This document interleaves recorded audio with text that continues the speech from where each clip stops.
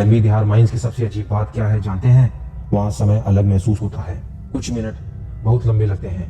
हवा भारी लगती है, जैसे सांस पूरी नहीं भर पा रही। अब यह सिर्फ वातावरण है या दिमाग का भ्रम?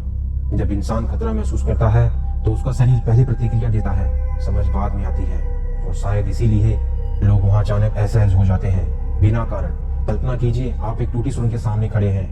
अंदर घना अंधेरा, हवा धीरे धीरे बाहर आ रही है, ठंडी लेकिन अजीब। आप एक कदम अंदर रखते हैं और अचानक बाहर की दुनिया की आवाज गायब, बस आपकी सांस और कदमों की गूंज।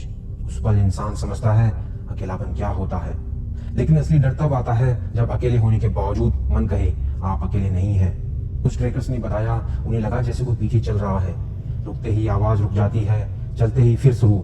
कुछ ने कहा अचानक सिर भारी लगने लगता है, जैसे जगह आपको स्वीकार नहीं कर रही।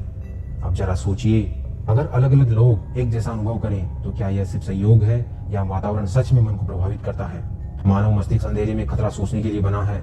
कम रोशनी, अनियमित आवाजें और बंद जगह, ये सब मिलकर दिमाग को सतर्क कर देते हैं। वह कल्पना शुरू कर देता है, आवाजों को अर्थ देता है, छायाओं को आकार।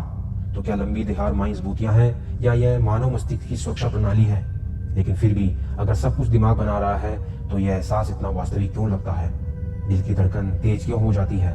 शायद असली डर आत्माओं का नहीं, स्मृति का है। यह जगह उन लोगों की आखिरी सांसों की गवा रही है। दर्द, मेहनत, संघर्ष, क्या भावनाएं मिट जाती हैं या वातावरण में रह जाती हैं?